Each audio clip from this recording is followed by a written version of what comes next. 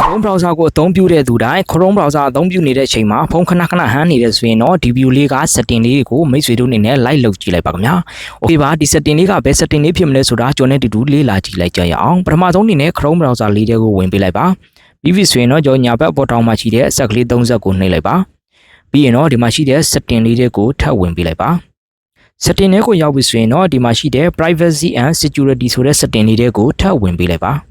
Okay ပါဒီထဲကိုရောက်ပြီဆိုရင်တော့ကျွန်တော်9ခုမြောက်မှာရှိတဲ့ preload page ဆိုတဲ့ကျွန်တော် setting လေးတွေကိုဝင်ပေးရမှာဖြစ်ပါတယ်ဒါကြောင့်မလို့ preload page ဆိုတဲ့ setting လေးတွေကိုဝင်ပေးလိုက်ပါ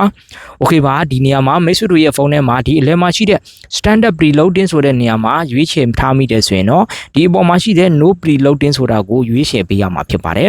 Okay ပါဒီ standard preloading မှာမိတ်ဆွေတို့အနေနဲ့ထားမိမယ်ဆိုရင်တော့ကိုဝင်ခဲ့တဲ့ကျွန်တော်တို့ page တွေဒါမှမဟုတ် Google link တွေပေါ့နော် website တွေကကျွန်တော်တို့ဖုန်းပိတ်ထားရင်တောင်မှကျွန်တော်တို့အလုပ်လုပ်နေမှာဖြစ်တဲ့အတွက်ကိုယ့်ရဲ့ဖုန်းကအမြဲတမ်းကျွန်တော်တို့ပူနေမှာဖြစ်ပါတယ်ဒါဆိုရင်တော့မိတ်ဆွေတို့ရဲ့ဖုန်းကကျွန်တော်တို့ခဏမကြာခဏဆိုလို့ပဲဆက်လေးတာတွေဖြစ်လာနိုင်တယ်ပေါ့နော်ဒါကြောင့်မလို့မိတ်ဆွေတို့ရဲ့ဖုန်းထဲမှာ standard preloading ကိုရွေးချယ်ထားမိတယ်ဆိုရင်တော့ဒီပေါ်မှာရှိတဲ့ no preloading ဆိုတာကိုရွေးချယ်ထားဖို့ကျွန်တော်အနေနဲ့အကြံပြုချင်ပါတယ်ခင်ဗျာ Okay ပါဒီ setting လေးကိုမိတ်ဆွေတို့အနေနဲ့ချိန်ထားလိုက်မယ်ဆိုရင်တော့မိတ်ဆွေတို့ရဲ့ဖုန်းမကြာခဏ